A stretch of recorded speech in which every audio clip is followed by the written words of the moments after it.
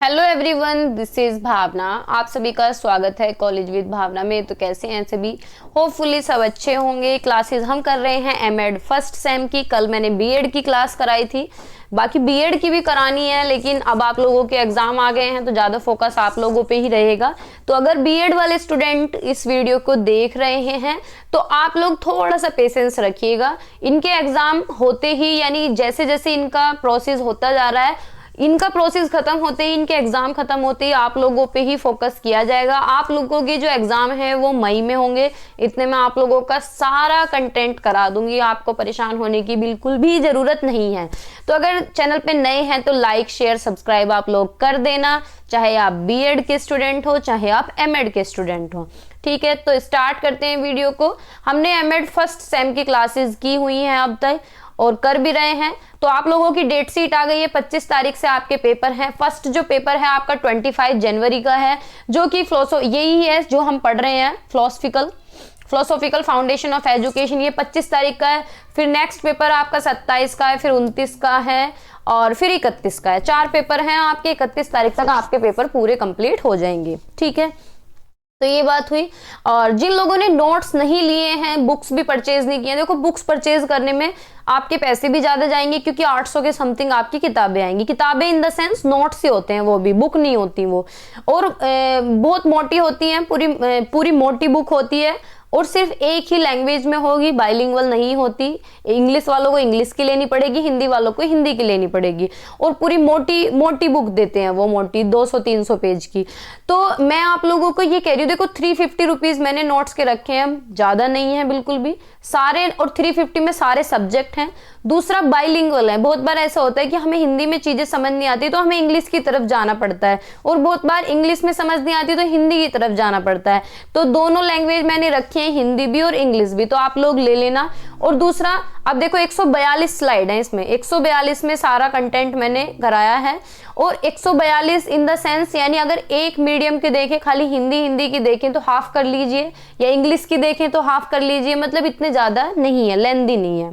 ठीक है, शॉर्ट है। तो अगर आप लेना चाहते हैं तो ले सकते हैं। कॉन्टैक्ट नंबर मैं आपको दे देती हूँ, 790-690-1757। ठीक है, ये मेरा व्हाट्सएप नंबर है, आप व्हाट्सएप पे मैसेज कर सकते हैं, नोट्स ले सकते हैं। सारे सब्जेक्ट के नोट्स मैं अपलोड कर चुकी हूँ। सिर्फ एनईपी रहती है और कुछ 1-2 टॉपिक रहते हैं। बाकी अगर ये टॉपिक कंप्लीट होने के बाद मैं सोच रही हूँ कि आपके पीवाईक्यूज भी सोल्व करा दूँ, क्योंकि पीवाईक्यूज में कुछ भी पूछ लेते हैं, अलग से भी क्वेश्चन पूछा जाता है, या फिर कुछ भी घुमा के क्वेश्चन पूछ लेता है। तो इस तरीके से पीवाईक्यू भी मैं आपके सोच रही हूँ कि सोल्व करा दूं, और करा देती। अब तक देखो व्यूज बहुत कम आ रहे हैं और मेहनत बहुत ज्यादा लगती है। मैंने एमएड की क्लासेस इसलिए स्टार्ट की थी कि बीएड कोई भी पूरे यूट्यूब पे एमएड की क्लासेस सीक्वेंस में नहीं कराता। तो मुझे लगा कि एमएड के जो स्टूडेंट्स हैं उन्हें काफी दिक्कतों का सामना करना पड़ता है। मतलब जैसे मैंने खुद भी एमएड किया है, तो क्लासेस एक जगह नहीं मिलती हैं।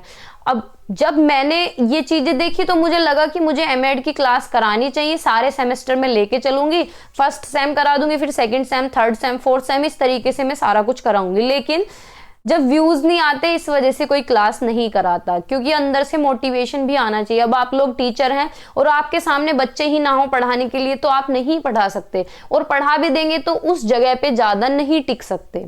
ठीक है, बस ये बात है। बाकी आप लोग समझदार हैं, इस चीज को आप लोग भी समझते हैं, है ना।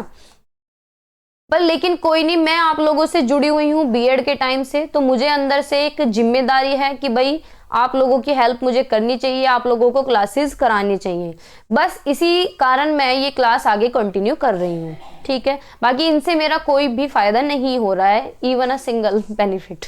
ठीक है, तो ये तो बात हुई। बाकी स्टार्ट करते हैं। आज हम एजुकेशनल थॉट पढ़ रहे हैं, गांधी जी के पढ़ेंगे और कई सारे टॉपिक करेंगे। मतलब जितने भी इंडियन फिलोसोफर हैं वो सारे हम कंप्लीट कर लेंगे आज ही। तो क्लास थोड़ी सी बड़ी भी जा सकती है, तो दिल थाम के पानी लेके बैठे और आराम से देखिए। और अगर एक बार में पूरी क्लास नहीं देख पा रहे हैं तो इसे 2 बार में देख लेना। और दूसरा, अगर किसी को स्पीड कम लगती है कि मैं धीरे पढ़ा रही हूँ, तो स्पीड बढ़ा सकते हैं। ज्यादा लगती है तो स्पीड को कम कर सकते हैं, क्योंकि यूट्यूब में वेरिएशन आपको दिए हुए हैं कि आप स्पीड बढ़ा या घटा सकते हैं। ठीक है, ये बातें हुई। जिनको बातें अच्छी लगी वो सुन लीजिए, नहीं तो आप इसे भी काट देना।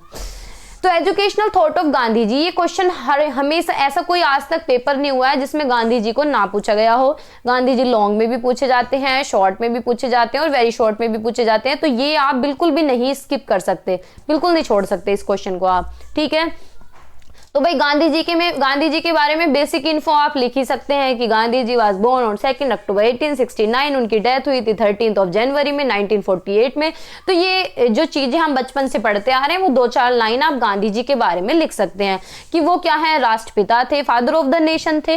ये सिर्फ एक पॉलिटिकल लीडर ही नहीं थे, बाकी रिलीजियस एनालिस्ट भी थे, यानी ये धर्म की तरफ भी उन्मुख थे, धर्म में भी विश्वास रखते थे और समाज सेवा में भी ये काम करते थे, समाज के सुधारक भी थे, ठीक है। ये बेसिक इंफॉर्मेशन है। गांधी जी का मानना था कि मनुष्य का जन्म, मानते थे कि मनुष्य जो है, मनुष्य को एक तरीके से शुरुआत से एजुकेशन चाहिए, चीजें चाहिए। तो गांधी जी ने education as the birth of man, यानी इन्होंने माना है कि शिक्षा ही हमारा जन्म करती है, एक तरीके से हमें जो नया जीवन देती है, सीख देती है, रास्ता बताती है, हमारा विकास जो होता है, हमारा जो ऑल राउंड डेवलपमेंट, इन्होंने ऑल राउंड डेवलपमेंट की बात की है। ऑल राउंड डेवलपमेंट क्या होता है, सर्वांगीण विकास, क्या बोलते हैं इसे, सर्वांगीण विकास की बात किसने की है, गांधी जी ने कहा है। इन्होंने कहा है कि education is the birth of man, यानी एक तरीके से जो हमारा जन्म होता है वो शिक्षा के द्वारा ही होता है, क्योंकि शिक्षा हमारा सर्वांगीण विकास करती है, ऑल राउंड डेवलपमेंट करती है। ऑल राउंड डेवलपमेंट को होलिस्टिक डेवलपमेंट भी बोलते हैं। ऑल राउंड डेवलपमेंट के अंदर हमारा संपूर्ण विकास आ जाता है कि हमारा फिजिकल डेवलपमेंट, हमारा मेंटल डेवलपमेंट, हमारा सोशल डेवलपमेंट, हमारा स्पिरिचुअल डेवलपमेंट, हमारा इमोशनल डेवलपमेंट, यानी पूरी तरीके से हमारा विकास होना, ठीक है। इन्होंने कहा है कि जैसे माँ को, एक बच्चे को मदर मिल्क की जरूरत होती है, ऐसे ही एक इंडिविजुअल को डेवलप होने के लिए एजुकेशन की जरूरत पड़ती है, ठीक है।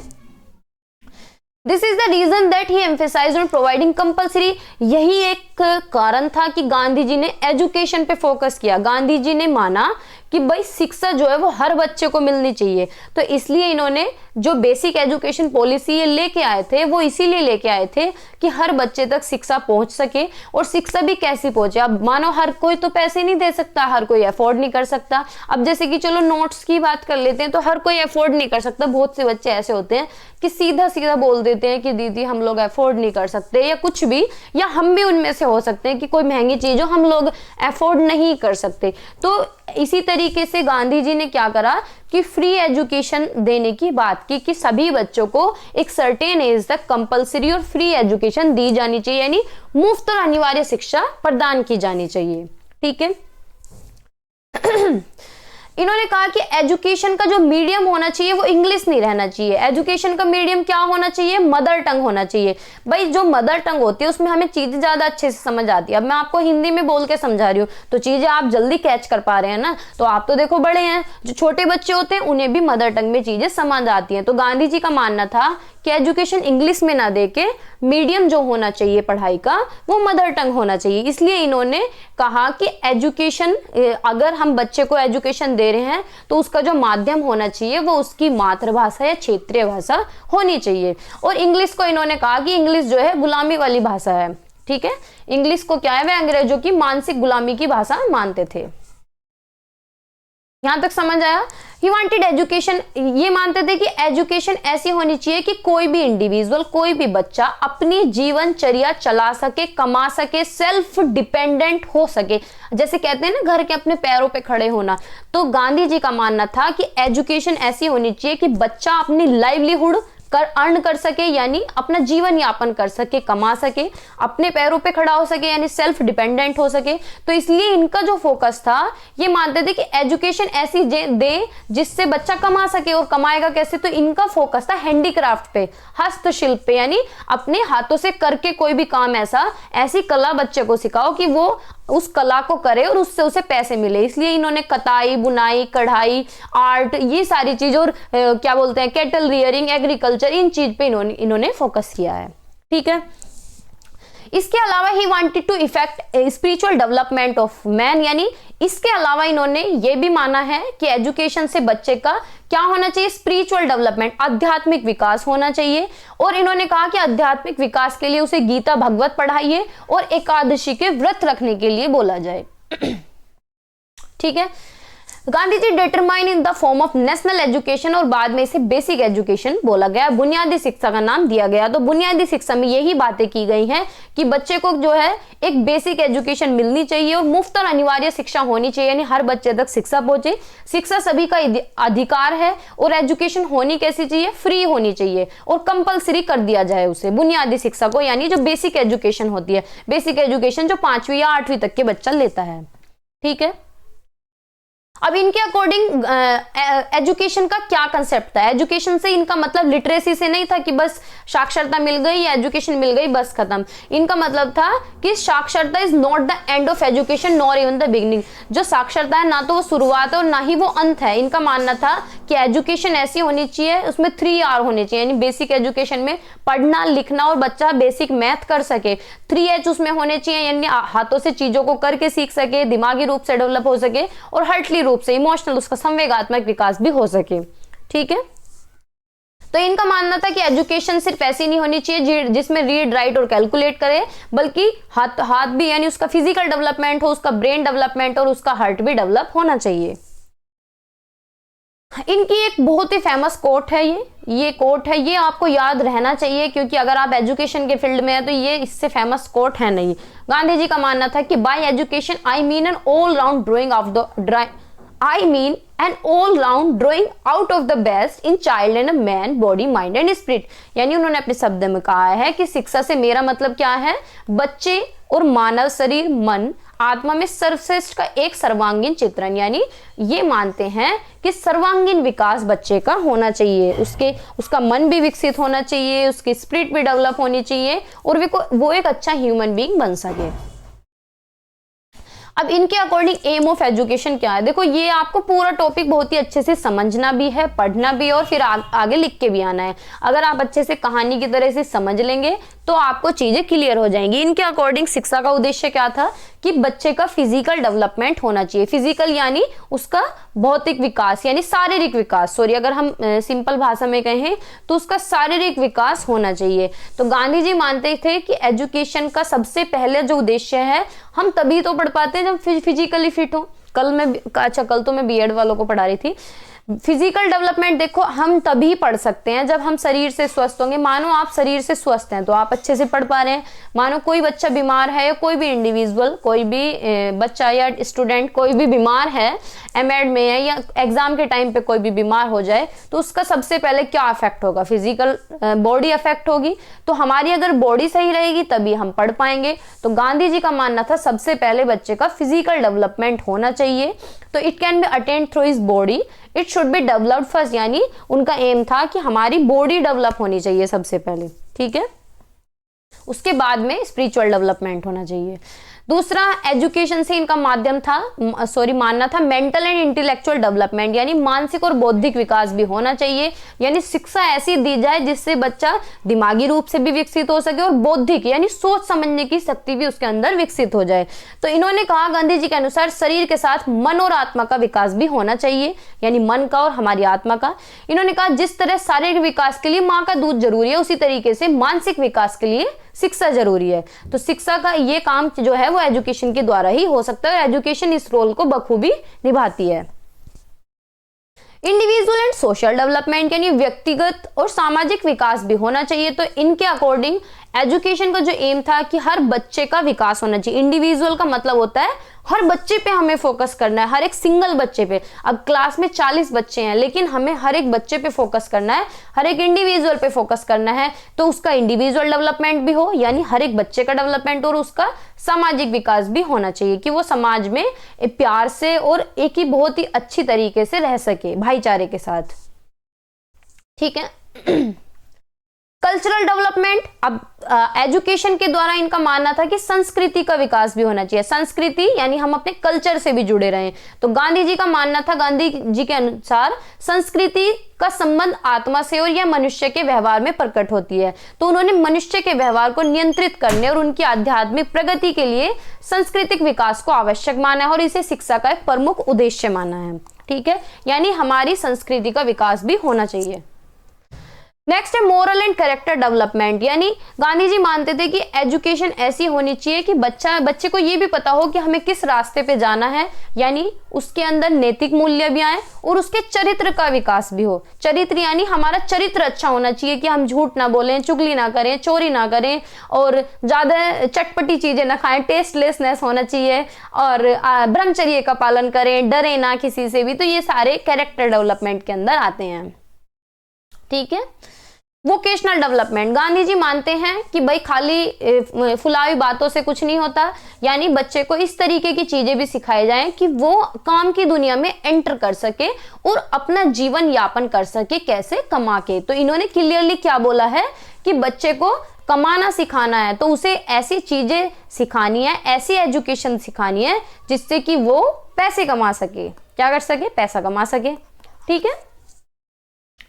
बाकी पैसा भी कमाना सिखा दिया, तो उन्होंने कहा एजुकेशन का एम ये भी होना चाहिए कि बच्चे का आध्यात्मिक विकास होना चाहिए। आध्यात्मिक यानी वो भगवान से भी जुड़ा रहे, क्योंकि जब आध्यात्मिक विकास होगा तभी उसका क्या होगा, मोक्ष की प्राप्ति होगी, मुक्ति होगी।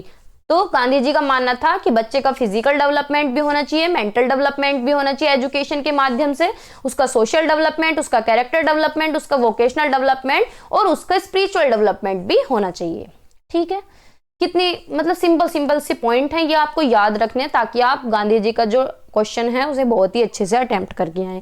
एजुकेशन फॉर ऑल की बात इन्होंने की है कि एजुकेशन सबको मिलनी चाहिए, क्योंकि शिक्षा सबका अधिकार है। चाहे कोई बच्चा या कोई भी इंडिविजुअल गरीब हो, अमीर हो, उसका बैकग्राउंड कुछ भी हो, इकोनॉमिक बैकग्राउंड उसका कुछ भी हो, उसकी कास्ट कुछ भी हो, उसका जेंडर कुछ भी हो, उसका एरिया कोई भी हो, सारे बच्चों को एजुकेशन मिलनी चाहिए। ठीक है। इस तरीके से पेपर के अंदर बना के आना बहुत इफेक्टिव रहता है। मैं हर पेपर में बना के आई हूँ। और देखो मैं आप लोगों को ज्यादा बताती नहीं हूँ कि देखो BEd first year, second year, MEd first sem, second sem, third sem, fourth sem सभी में मैंने टॉप किया है और कभी कोई स्केच वगैरह पेंसिल कुछ यूज नहीं करी, सिर्फ चार्ट यूज किए हैं, फ्लो चार्ट मैंने बहुत बनाए हैं। और सब बच्चे मुझसे पूछते थे कि क्या ऐसा लिख के आती है, तेरे नंबर इतने अच्छे आते हैं। भाई मैं कुछ नहीं ऐसा लिख के आती, सिर्फ मैं पढ़ती हूँ, पढ़ाती हूँ और फ्लो चार्ट बना के आती हूँ। ठीक है। यही एक छोटा सा मूल मंत्र है। अब नेक्स्ट जो है, नेक्स्ट एजुकेशनल थॉट पढ़ते हैं रविन्द्रनाथ टैगोर का। देखो ये भी क्वेश्चन में आता है, लॉन्ग क्वेश्चन में एक थॉट तो जरूर आता है और नहीं दो आते हैं। दो कैसे आते हैं, एक तो लॉन्ग में आएगा और दूसरा कोई शॉर्ट में पूछ लेगा। जैसे गांधी जी लॉन्ग में पूछ लिए तो रविन्द्रनाथ टैगोर को शॉर्ट में पूछ लेगा। तो रविन्द्रनाथ टैगोर का पढ़ते हैं। तो रविन्द्रनाथ टैगोर क्या है, एक थिंकर थे, एक पोएट थे, एक फिलोसोफर थे।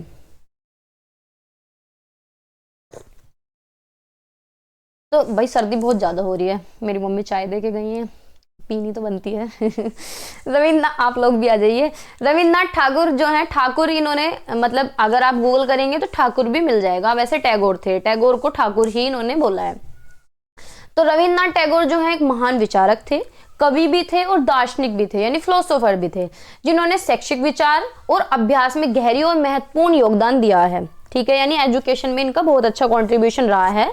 ये मानते थे कि एजुकेशन ऐसी होनी चाहिए जिससे बच्चे का या किसी भी इंडिविजुअल का समग्र विकास हो सके। समग्र का मतलब क्या होता है, होलिस्टिक डेवलपमेंट। अभी मैं पीछे बताया था होलिस्टिक से क्या मतलब है, all round development. All round से क्या मतलब है, ऑल राउंड में हमारे सारे पक्ष आ जाते हैं, हमारा फिजिकल डेवलपमेंट, हमारा मेंटल डेवलपमेंट, हमारा सोशल डेवलपमेंट, हमारा इमोशनल डेवलपमेंट, हमारा स्पिरिचुअल डेवलपमेंट, हमारा कैरेक्टर डेवलपमेंट। ठीक है। ये आपको चीजें बिल्कुल टिप्स पे होनी चाहिए, क्योंकि अगर आप ये टिप्स पे कर लेंगे ना तो आपको किसी भी जो फिलोसोफर आप पढ़ रहे हैं, चाहे इंडियन फिलोसोफर को पढ़ रहे हैं चाहे वेस्टर्न को पढ़ रहे हैं, आपको ये चीजें अगर याद रहेंगी तो आप किसी भी क्वेश्चन को बहुत ही अच्छी तरीके से प्रेजेंट कर सकते हैं।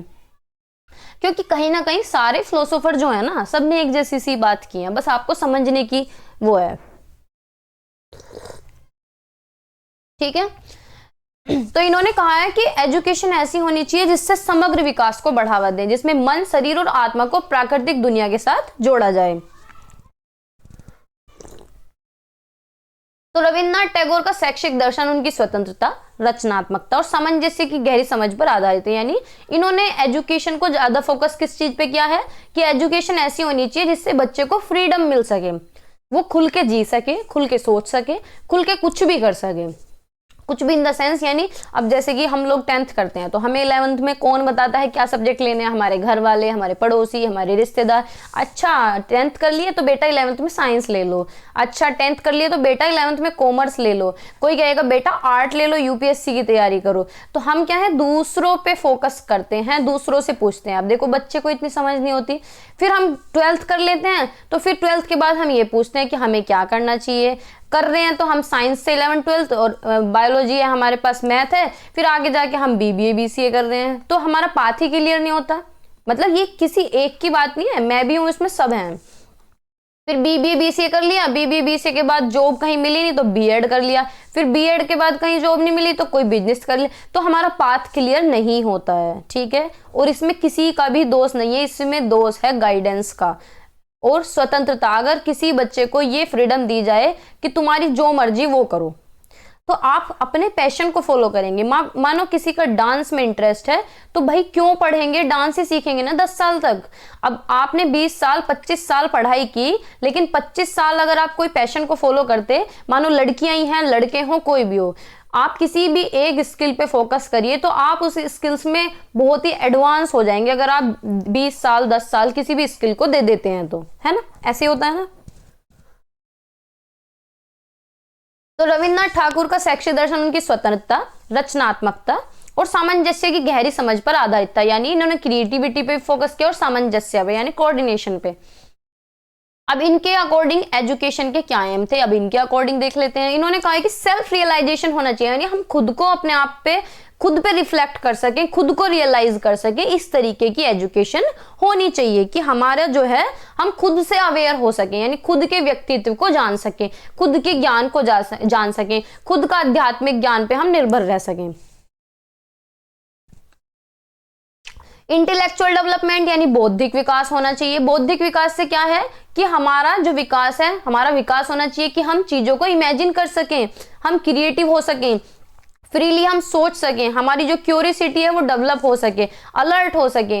तो children should be free to adopt his own, मतलब इनका मानना ये था कि बच्चा अपने हिसाब से सीखे चीजों को, अपने हिसाब से जिए, इसी तरीके से उसका विकास होगा, इसी तरीके से उसका सर्वांगीण या समग्र विकास होगा। नेक्स्ट है फिजिकल डेवलपमेंट, यानी टैगोर क्या मानते थे कि भाई एजुकेशन का ये भी एम होना चाहिए फिजिकल डेवलपमेंट। अब शरीर से बच्चा कैसे विकसित होगा, तो शरीर अच्छा होगा तभी तो वो पढ़ पाएगा। तो शरीर के लिए इन्होंने क्या बोला कि स्कूल के अंदर योगा होना चाहिए, गेम्स एक्टिविटी होनी चाहिए, स्पोर्ट्स होनी चाहिए, जो कि अपने शांति निकेतन में भी कराया करते थे। शांति निकेतन इन्हीं की एजुकेशन सिस्टम का एक पार्ट है। ठीक है, जैसे इंस्टीट्यूट होते हैं इसी तरीके से शांति निकेतन का जो फाउंडर है वो भी यही है। कौन? रविन्द्रनाथ टैगोर। टैगोर नहीं, टैगोर। लव फॉर ह्यूमैनिटीज, मानवता के प्रति प्रेम। Tagore held that education can teach people to realize oneness of the globe, यानी हमारे अंदर मानवता भी होनी चाहिए और एकता, हम एकता को समझे, दुनिया की एकता को समझने में मदद कर सकती है। और अंतरराष्ट्रीय समझ और सार्वभौमिक भाईचारे के लिए शिक्षा उनके शैक्षिक दर्शन का एक महत्वपूर्ण उद्देश्य है। यानी एजुकेशन का उद्देश्य ये भी होना चाहिए कि हमारे अंदर जो ब्रदरहुड वाली भावना है उसे डेवलप करे और ह्यूमैनिटीज यानी मानवता विकसित करे। अब जैसे कोई मदद हमसे मदद मांग रहा है, मानो हम मंदिर जा रहे हैं, एक एग्जाम्पल मैं देती हूँ। मानो हम मंदिर जा रहे हैं और मंदिर के बाहर कोई भी इंसान बैठा है और वो 2 दिन से उसने खाना नहीं खाया है और हम मंदिर में जाके फल चढ़ा रहे हैं, दूध चढ़ा रहे हैं, तो हमारा क्या वर्द होगा? वो बताओ, क्या वो सही है? वो मंदिर में वेस्ट, मतलब वेस्ट नहीं बोल सकते। अगर मंदिर में हम चढ़ा रहे हैं वो फायदेमंद है, या 4 दिन से 2 दिन से कोई भी इंसान ने खाना नहीं खाया है उसको अगर हम दे दें तो वो वर्थ इट होगा? बताओ, है ना। तो हमें क्या है, ह्यूमैनिटीज, मानवता में भी काम करना है, मानवता के प्रति हमें प्रेम होना चाहिए। फ्रीडम होनी चाहिए। फ्रीडम इन्होंने माना है कि स्वतंत्रता को मानव विकास का अभिन्न हिस्सा माना गया है, कि किसी भी इंसान को अगर फ्रीडम मिलती है तो वो अपने अकॉर्डिंग सीखता है, चीजों को याद करता है, लर्न करता है और इसी तरीके से उसकी क्यूरियोसिटी डेवलप होती है। तो एजुकेशन ऐसी होनी चाहिए जो इंसान को बनाए, मैन मेकिंग प्रोसेस होनी चाहिए और वो जो हमारे अंदर छिपी जो चीजें होती हैं, जो पावर हमारे अंदर निहित है, इनेट पावर है, उसे क्या करे, डेवलप करे।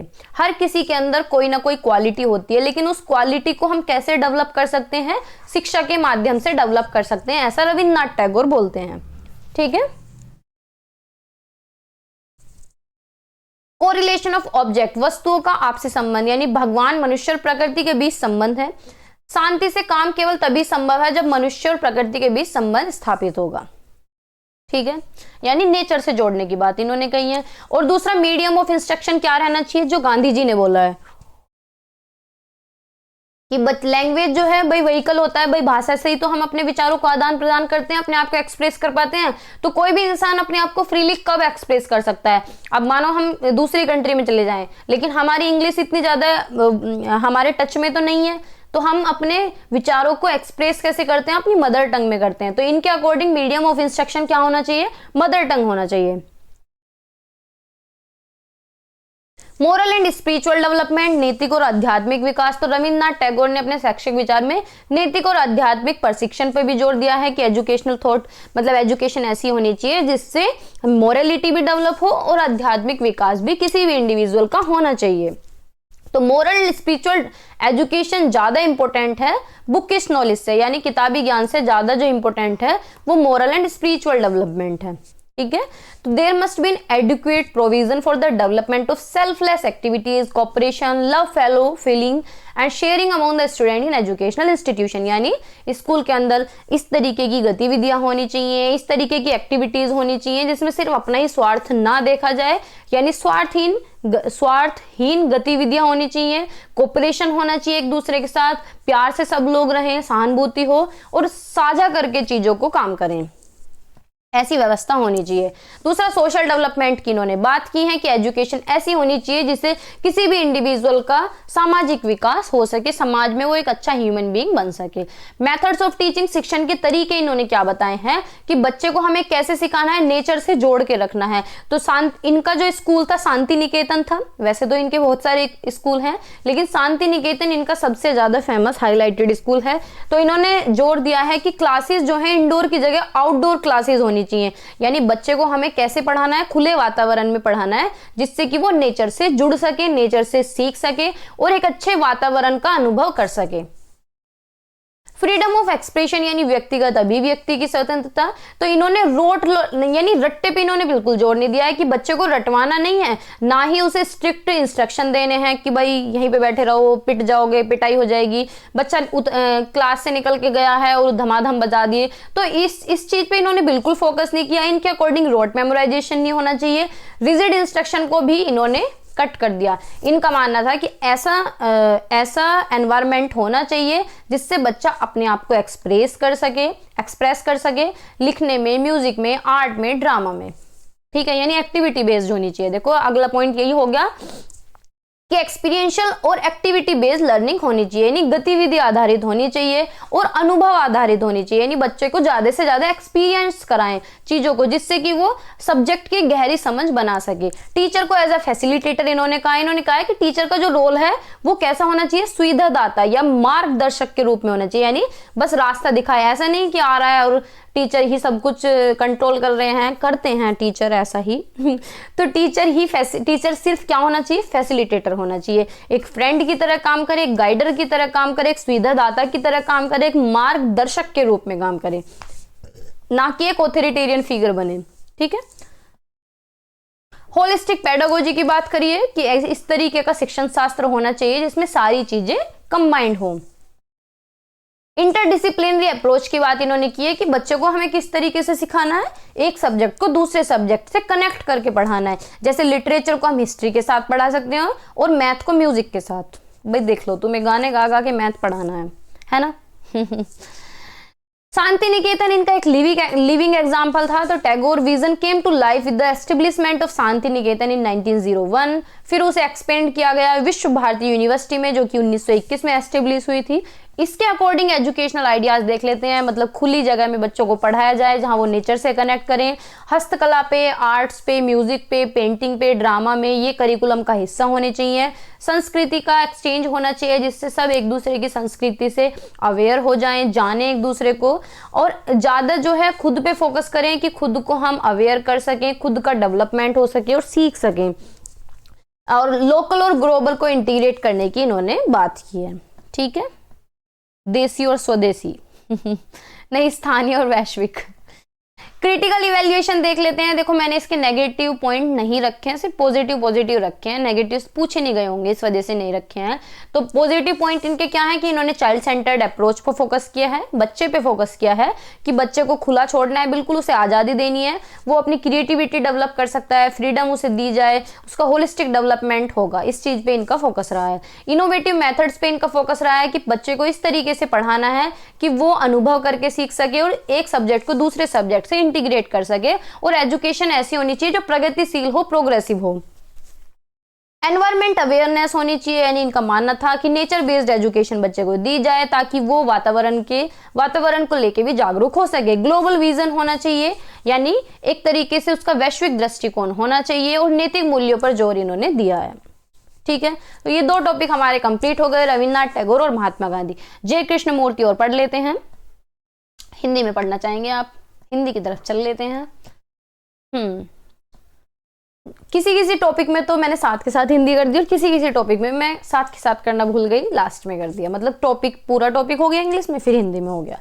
तो जे कृष्णमूर्ति के शैक्षिक दृष्टिकोण का आलोचनात्मक मूल्यांकन पढ़ते हैं। तो जे कृष्णमूर्ति जो हैं एक प्रसिद्ध दार्शनिक थे, फिलोसोफर थे और एजुकेशनिस्ट भी थे। तो इन्होंने शिक्षा के लिए क्रांतिकारी और परिवर्तनकारी दृष्टिकोण प्रस्तुत किया, यानी इनका जो पॉइंट ऑफ व्यू था, इनका जो विजन था, ये था कि एजुकेशन एक क्रांति लेके आए समाज के अंदर और परिवर्तन लेके आए, ऐसा इनका दृष्टिकोण था। ये मानते थे कि शिक्षा का उद्देश्य ये होना चाहिए कि बच्चे को फ्रीडम दी जाए, जैसा रविन्द्रनाथ टैगोर बोलते हैं, आत्म जागरूकता, यानी वो अंदर से जागरूक होना चाहिए। और इन्होंने इस चीज पे बहुत फोकस किया है कि उसे जीवन की गहरी समझ होनी चाहिए। देखो इस चीज पे पॉइंट पे बात करनी चाहिए स्कूल्स के अंदर, कॉलेजेस के अंदर, क्योंकि जीवन जीना कोई नहीं सिखाता, सब हिंदी, इंग्लिश, मैथ और फिर सब्जेक्ट, लेकिन जीवन की जो गहरी समझ है ना, इसे कोई नहीं देता। तो इन्होंने कहा था जे कृष्णमूर्ति ने कि जीवन की गहरी समझ को भी बढ़ावा देना चाहिए, ना कि केवल व्यक्ति को किसी सामाजिक भूमि के लिए तैयार, मतलब ये नहीं कि बस उसे समाज से जोड़ा जाए। मतलब ये देखो, ये इनका जो सोचना था, इनकी जो विचारधारा थी, इन्होंने सामाजिक भूमिका को इतना फोकस नहीं किया। इन्होंने कहा कि बच्चे को इतना सामाजिक भूमिका में मत डालो, बच्चे को जीवन की गहरी समझ दो कि वो अपने जीवन को कैसे टैकल कर सकता है, कैसे बिता सकता है। तो कृष्णमूर्ति पारंपरिक शिक्षा व्यवस्था की आलोचना करते थे, यानी इन्हें ट्रेडिशनल मेथड बिल्कुल पसंद नहीं आया, पुराने वाला जो चल रहा है वो इन्हें अच्छा नहीं लगा। तो जो उनके अनुसार रचनात्मकता को बाधित करती है, कठोरता को थोपती है। मतलब जो ट्रेडिशनल एजुकेशन है, जो पारंपरिक शिक्षा है, उसके ये अगेंस्ट थे, उसकी आलोचना करते हैं। ये मानते हैं कि वो रचनात्मकता को लिमिटेड कर देती है जो पुरानी व्यवस्था है, और कठोरता को थोपती है, स्ट्रिक्ट डिसिप्लिन होता है। तो इसलिए बच्चे जो हैं अपनी जो रियल क्रिएटिविटी है, रियल पोटेंशियल है, उसे डेवलप नहीं कर पाते, इनका ये मानना था। अब इनके अकॉर्डिंग शिक्षा के एम देख लेते हैं, यानी एम ऑफ एजुकेशन देख लेते हैं। तो पहला क्या है, स्वतंत्रता और आंतरिक परिवर्तन, यानी फ्रीडम की बात इन्होंने की है कि फ्रीडम होनी चाहिए और सेल्फ डेवलपमेंट या सेल्फ एक्सप्रेशन होना चाहिए या आंतरिक परिवर्तन होना चाहिए। तो कृष्णमूर्ति के अनुसार शिक्षा का उद्देश्य क्या होना चाहिए, आंतरिक स्वतंत्रता, कि बच्चे को बिल्कुल फ्रीडम दे दो कि वो अपने थॉट्स को डेवलप कर सके, क्रिएटिविटी उसके अंदर डेवलप हो सके, और जो मानसिक बंधन है, जो दिमागी रूप से बंधा हुआ है या समाज के दबाव में आके चीजों में रुका हुआ है कि समाज क्या कहेगा, ऐसा मत करो, समाज क्या कहेगा, तो समाज के जो दबाव है उनसे बाहर निकालना था और अहंकार से मुक्त होने से संभव है। तो इनका मानना था कि अच्छी और सच्ची एजुकेशन वो है जो किसी भी इंसान की आत्म जागरूकता करती है, खुद की समझ हम जब रखते हैं, खुद की समझ की और आत्म समझ की ओर ले जाती है। तो यह आंतरिक परिवर्तन छात्रों को स्वतंत्र रूप से सोचने, जब हम बिल्कुल हमें फ्रीडम मिलेगी, कोई भी इंडिविजुअल हो, आप लोग भी हो, जब आपको फ्रीडम मिलेगी तभी आप फ्रीली माइंड से अच्छा सोच सकते हैं। जब तक हमारा दिमाग, हम मानसिक रूप से स्वस्थ ना हो या हमें फ्रीडम ना मिले, तब तक हम सोच ही नहीं सकते उस लेवल तक। ठीक है, आत्मज्ञान और जागरूकता की बात करिए, यानी इन्होंने सेल्फ नॉलेज की और अवेयरनेस की बात की है। जीवन के प्रति समग्र दृष्टिकोण की बात की है कि हमारा जो विजन होना चाहिए हमारे लाइफ को लेके वो कैसा होना चाहिए। तो कृष्णमूर्ति ने कहा है कि शिक्षा का उद्देश्य छात्रों को जीवन का समग्र रूप से देखने में मदद करना होना चाहिए, यानी एजुकेशन ऐसी होनी चाहिए कि हम लाइफ को होलिस्टिकली देख सकें, हम लाइफ को होलिस्टिकली देख सकें। तो उन्होंने पारंपरिक शिक्षा की आलोचना की है, यानी ट्रेडिशनल जो एजुकेशन है, जो पहले से चली आ रही है, इसका इन्होंने विरोध किया है। ट्रेडिशनल नॉलेज की इन्होंने, ये इसके अगेंस्ट थे, जो ज्ञान को विषय में बांटती है। उनका मानना था कि जीवन एक अभिवाज्य है जिसको हम डिवाइड नहीं कर सकते, निरंतर और आपस में जुड़ा हुआ अनुभव है। शिक्षक को छात्रों में समग्र दृष्टिकोण विकसित करना चाहिए, यानी एजुकेशन ऐसी होनी चाहिए कि होलिस्टिक विजन डेवलप हो। करुणा और मानवीय संबंधों का पोषण होना चाहिए, यानी करुणा होनी चाहिए और मानवीय संबंधों का पोषण होना चाहिए। तो कृष्णमूर्ति ने शिक्षा के माध्यम से सहानुभूति और दूसरे के प्रति करुणा को बढ़ावा देने पर जोर दिया है, यानी हमें सिंपैथी दिखानी चाहिए, दूसरों के दुख को समझना चाहिए, और अगर कोई जरूरतमंद है या किसी को जरूरत है किसी चीज की, तो हमें उसे करुणा दिखानी चाहिए और उसकी मदद करनी चाहिए। तो करुणा उत्पन्न करने की बात इन्होंने की है। इनका मानना था कि सच्ची शिक्षा प्रतिस्पर्धा की बजाय, यानी कंपटीशन नहीं होना चाहिए। जो हमें कंपटीशन स्कूल में, कॉलेजेस में या पूरे अपनी स्कूलिंग में, एकेडमिक में सिखाया जाता है, उसके बजाय एजुकेशन संवेदनशीलता होनी चाहिए और मानवीय संबंधों को विकसित करना चाहिए, ऐसी एजुकेशन होनी चाहिए। ठीक है। दूसरा, सांस्कृतिक और धार्मिक बंधनों से मुक्त होनी चाहिए, यानी हमें ज्यादा संस्कृति में और धर्मों में नहीं फंसना है इनके अकॉर्डिंग, ऐसा ये कहते हैं कृष्णमूर्ति। उन्होंने शिक्षा के माध्यम से सांस्कृतिक, धार्मिक और सामाजिक बंधनों को तोड़ने की बात की, यानी गलत तरीके से नहीं। इनका मानना था कि जो स्टीरियोटाइप है, जो रूढ़िवादिता, जो गलत सोच चलती आ रही है, जैसे हमारे माँ बाप या हमारे दादा, हमारी दादी, जो रूढ़िवादिता है, जिन चीजों का लॉजिक ही नहीं है, वो जो चीजें चली आ रही हैं, उन चीजों से मुक्त होने की बात इन्होंने करी है। कौन सी? इन्होंने कहा है कि शिक्षा के माध्यम से सांस्कृतिक, धार्मिक और सामाजिक बंधनों को तोड़ने की बात कही। कृष्णमूर्ति के अनुसार लोग अक्सर संकीर्ण पहचान जैसे धर्म, जाति और परंपरा से बंधे होते हैं। तो एजुकेशन का एम ये होना चाहिए कि उन्हें वैश्विक मूल्य सिखाया जाए, यानी एक तरीके से नेशनल मूल्य या इंटरनेशनली उन्हें मोरलिटी सिखाई जाए। और जो पूर्वग्रह से मुक्त होना चाहिए, यानी स्टीरियोटाइप से, कि बिल्ली रास्ता काट गई तो इस रास्ते से मत जाओ, है ना, ये स्टीरियोटाइप है। और भी बहुत सारे स्टीरियोटाइप हैं कि कौवा बोल रहा है तो वो भी अशुभ है। तो ये सारे क्या है? स्टीरियोटाइप है। इन चीजों से ऊपर उठने के लिए उन्होंने बोला। शिक्षा की प्रक्रिया पर जो प्रोसेस है उस पे इनके क्या विचार थे कि कैसा सिखाया जाए बच्चे को। तो इन्होंने कहा कि अवलोकन और जिज्ञासा के माध्यम से सिखाया जाए, यानी हमें बच्चे के अंदर क्या करनी है? क्यूरियोसिटी डेवलप करनी है। स्पेलिंग में कुछ गड़बड़ हो गई। अवलोकन कराना है और उसके अंदर क्यूरियोसिटी हमें डेवलप करनी है, जिससे कि बच्चा खुद से चीजों को देखे, एक्सप्लोर करे, चीजों का निरीक्षण करे, प्रश्न पूछे और अपने विचारों की जांच करे और अपने विचारों को रखे और अपनी भावनाओं को गहराई से समझे। शिक्षक की भूमिका इन्होंने क्या बताई है? तो जितने भी फिलोसोफर थे सबने शिक्षक को यही कहा है कि शिक्षक का काम एक मार्गदर्शन का होता है, रास्ता दिखाने वाला या सुविधा दाता होता है। हमें इनके अनुसार शिक्षक का काम ज्ञान को थोपना नहीं है, बल्कि ये इस चीज में मदद करना है कि हम अपने आप को कैसे समझ सके, बच्चा खुद को कैसे समझ सके, ये डायरेक्शन देनी है बच्चे को। तो इन्होंने कहा है कि शिक्षक और बच्चे का जो संबंध है सम्मान और विश्वास पर आधारित होना चाहिए।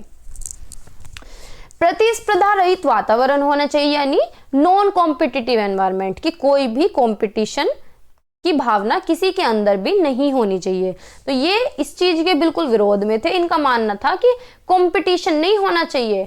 इन्होंने कहा कि उन्होंने सहयोग और सामूहिक सीखने को बढ़ावा देने की बात कही, यानी सब मिलजुल के सीखें, सब ग्रुप में सीखें, सब एक दूसरे की मदद करें।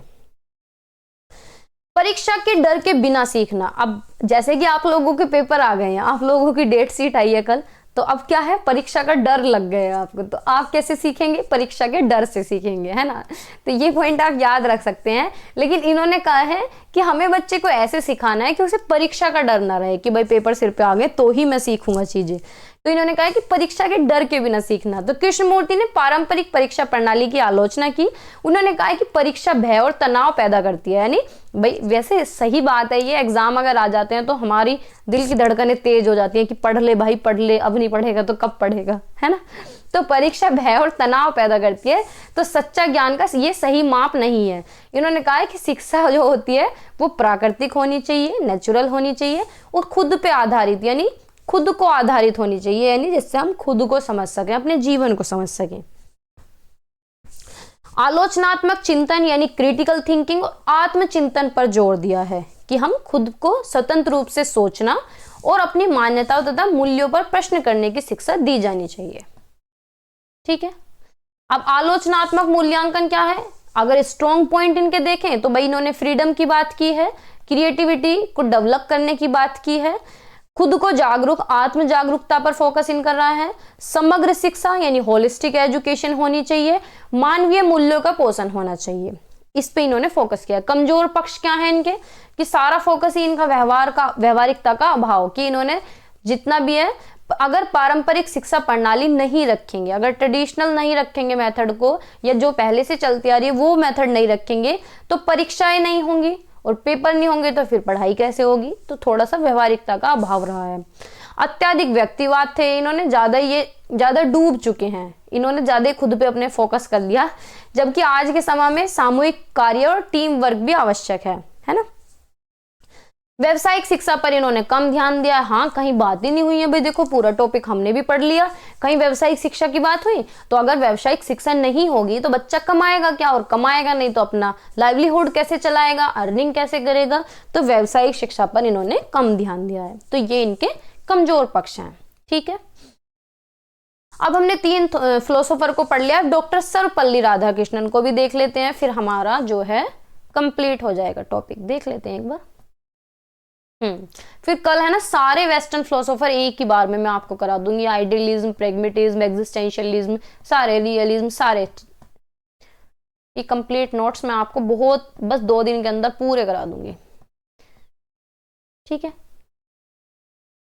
डॉक्टर सर्वपल्ली राधाकृष्णन क्या है? एक फिलोसोफर थे, स्टेट्समैन और इंडिया सेकंड प्रेसिडेंट, यानी भारत के दूसरे राष्ट्रपति भी थे।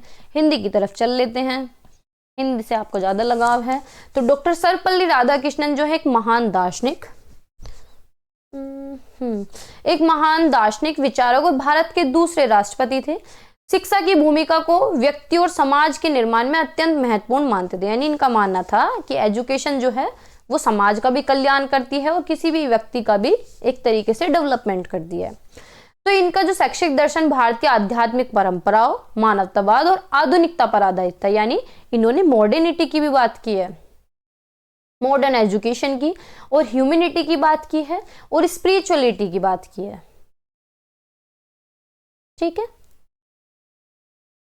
तो इनके अनुसार शिक्षा का एजुकेशन क्या होना चाहिए? तो एक लाइन और रह गई है कि इन्होंने ऐसी शिक्षा प्रणाली का समर्थन किया है, ऐसी एजुकेशन सिस्टम को इन्होंने सपोर्ट किया है जिसमें बच्चे का मोरल डेवलपमेंट हो, यानी उसका नैतिक विकास हो, बौद्धिक विकास यानी उसका इंटेलेक्चुअल डेवलपमेंट हो, आध्यात्मिक विकास यानी उसका स्पिरिचुअल डेवलपमेंट हो, कि भाई भगवान से भी उसे जोड़ा जाए और गलत सही के रास्ते का भी उसे पता होना चाहिए। तो इस तरीके की एजुकेशन को इन्होंने बढ़ावा दिया है। तथा एक चीज और करी है इन्होंने, ईस्टर्न और वेस्टर्न जो जितनी भी पॉलिसीज हैं या जितनी भी विधियां हैं उन्हें इन्होंने मर्ज करने की बात की है, कि भाई ईस्टर्न और वेस्टर्न का एक तरीके से बैलेंस बना के चलें। ठीक है, यानी मॉडर्न और ट्रेडिशनल हम बोल सकते हैं, वो तो चल ही रहे हैं, अब भी तो हम चल ही रहे हैं, मॉडर्न और ट्रेडिशनल दोनों चल रहे हैं। कोई चीज ट्रेडिशनल भी फोकस हो रहा है और मॉडर्निटी पे भी फोकस हो रहा है। मॉडर्निटी से मतलब ड्रेसिंग सेंस से मत जाना, मॉडर्निटी का मतलब है कि जो मॉडर्न फिलॉसफी है, जो मॉडर्न सिस्टम है, वो ट्रेडिशन के साथ मिलके चल रहा है। ठीक है, तो राधाकृष्णन के अनुसार शिक्षा के उद्देश्य क्या होने चाहिए? तो शिक्षा का उद्देश्य आध्यात्मिक और नैतिक विकास यानी स्पिरिचुअल डेवलपमेंट होना चाहिए और मोरल डेवलपमेंट होना चाहिए। तो एजुकेशन को केवल भौतिक ज्ञान तक सीमित इन्होंने नहीं रखा कि बस मटेरियल नॉलेज हो, बल्कि इन्होंने कहा है कि बच्चे को भगवान से भी जोड़ा जाए, उससे गलत सही रास्ते की पहचान भी होनी चाहिए। तो उन्होंने चरित्र निर्माण, कैरेक्टर डेवलपमेंट की बात करी है, और हर बच्चा अनुशासन में रहे, आत्म अनुशासन रखे और नैतिक आचरण का अत्यंत महत्वपूर्ण इन्होंने माना है। शिक्षा का उद्देश्य व्यक्ति की आंतरिक क्षमताओं को विकसित करना, यानी जो हमारी इनेट एबिलिटीज हैं।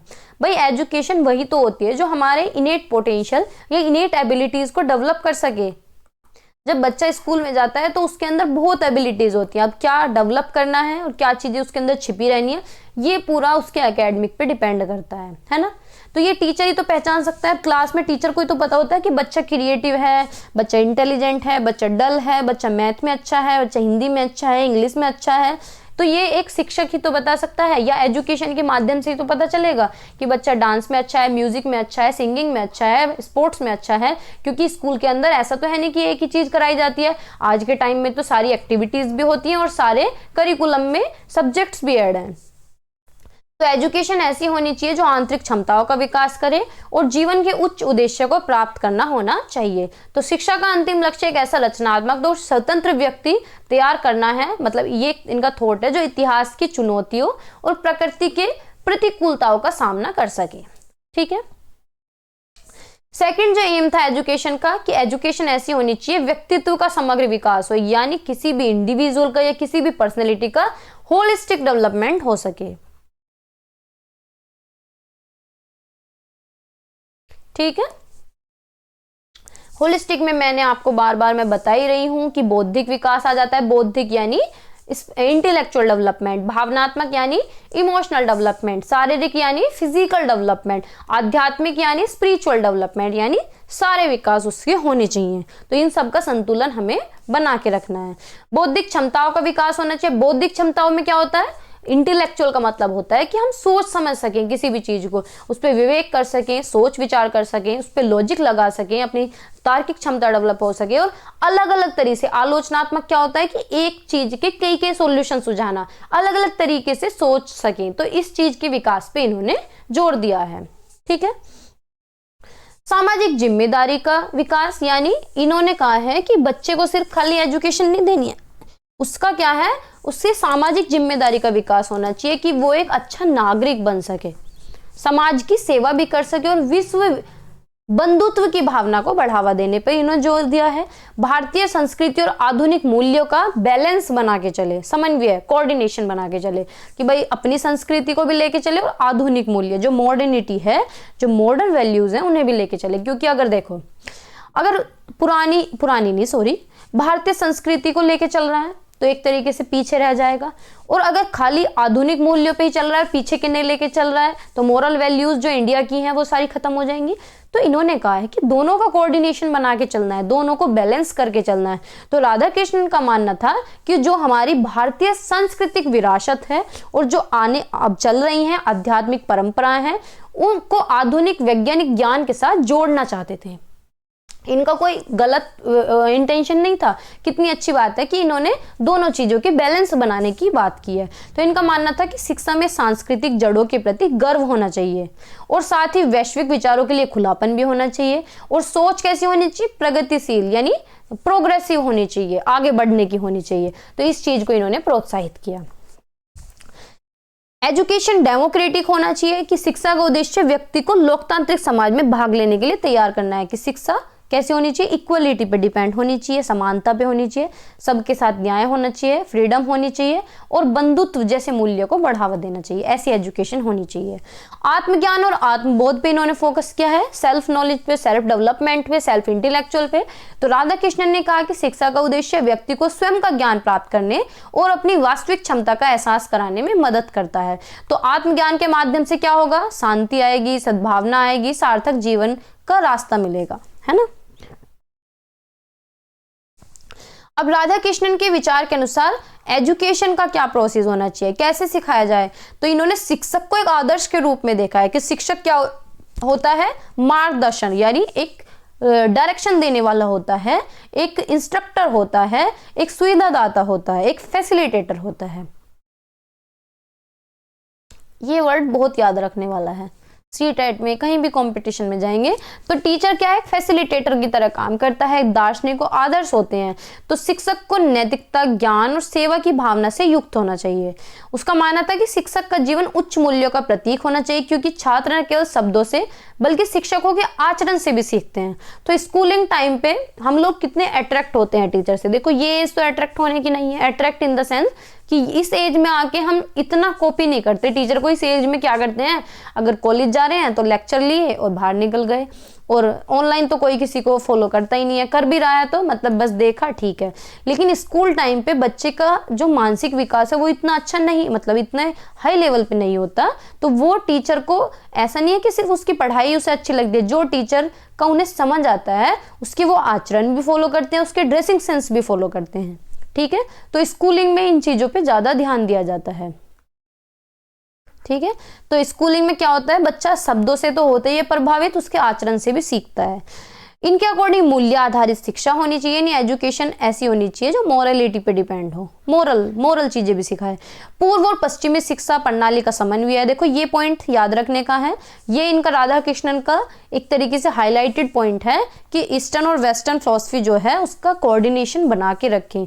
यानी राधा कृष्णन ने पूर्वी आध्यात्मिक शिक्षा और पश्चिमी वैज्ञानिक शिक्षा की समन्वय की वकालत की है, यानी कोऑर्डिनेशन की बात की है। तो इनका मानना था कि अगर कोऑर्डिनेशन होगा तो संतुलित बना रहेगा और एजुकेशन प्रोग्रेसिव रहेगी। संवाद और चिंतन के माध्यम से शिक्षा होनी चाहिए, यानी एजुकेशन, इनका मानना था कि बच्चे को सिखाया कैसे जाए, तो सिखाया कैसे जाना चाहिए, कम्युनिकेशन के द्वारा बातचीत करें, ठीक है, चर्चा यानी डिस्कशन करें उनसे, बच्चों से डिस्कस करेंगे तो बच्चे ज्यादा इन्वॉल्व होते हैं। आत्मचिंतन को महत्वपूर्ण इन्होंने माना है।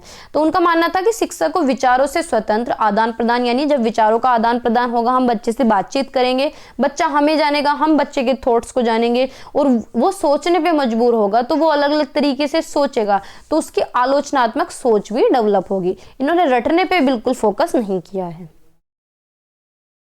व्यवहारिक और जीवन केंद्रित शिक्षा होनी चाहिए, यानी किस तरीके की शिक्षा होनी चाहिए कि हमारे जीवन से जुड़ी हुई होनी चाहिए, वास्तविकताओं से जोड़ना चाहिए। शिक्षा ऐसी होनी चाहिए जो जीवन की वास्तविकता, रियलिटी से जोड़े।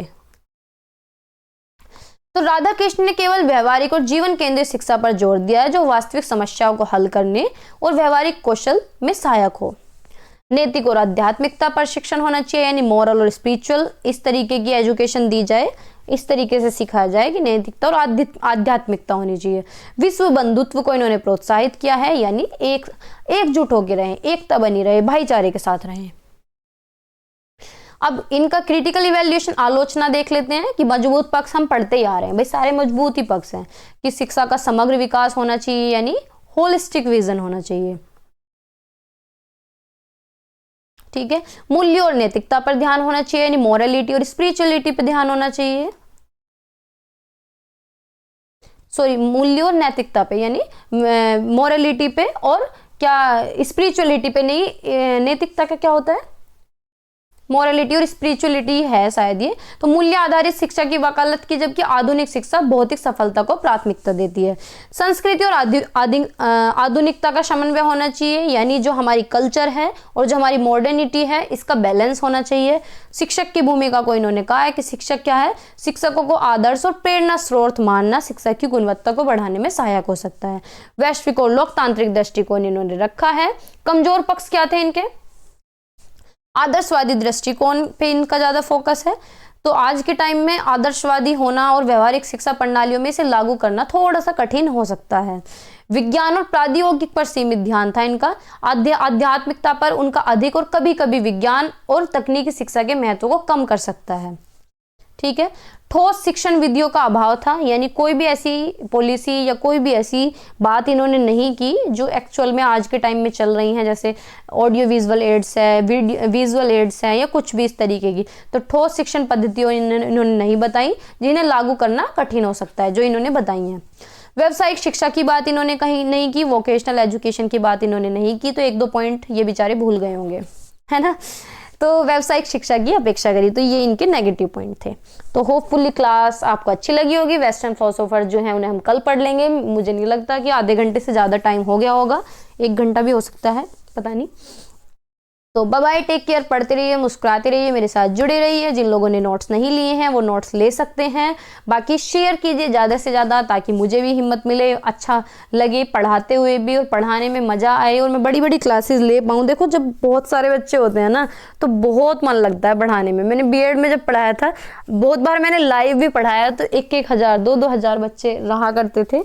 तो अच्छा लगता है जब बच्चे ज़्यादा जुड़ते हैं, इंटरेक्शन ज़्यादा होता है, मोटिवेशन अंदर से आता है। आप खुद भी देखिए, अगर आप खुद कहीं खड़े हो जाएं पढ़ाने के लिए, चाहे ऑनलाइन हो चाहे ऑफलाइन हो, अगर आपके सामने जितने ज़्यादा बच्चे होंगे उतना ही जोश आपको आएगा पढ़ाने का। अगर आपके सामने बच्चे कम होंगे तो आपको मज़ा नहीं आता, है ना। तो वही काम मेरे साथ हो रहा है। बाकी मैं एक जिम्मेदारी से इस चीज़ को लेके चल रही हूँ कि आप लोग मेरे साथ जुड़े हैं, तो ये मेरी एक जिम्मेदारी हो गई है कि मुझे सिलेबस पूरी तरीके से कराना है आपको। तो बाय बाय, टेक केयर, पढ़ते रहिए, मुस्कुराते रहिए और ऐसे ही सपोर्ट करते रहिए जैसे आप लोग करते आए हैं। अब खूब सपोर्ट दिखाइए, खूब प्यार दीजिए, खूब रेस्पॉन्स करिए, जितना हो सके उतना सपोर्ट आप लोग करिए, ठीक है। तो वीडियो को एंड करते हैं। बाय बाय, टेक केयर, पढ़ते रहिए, मुस्कुराते रहिए, मेरे साथ जुड़े रहिए और चैनल को लाइक शेयर सब्सक्राइब आप लोग कर सकते हैं।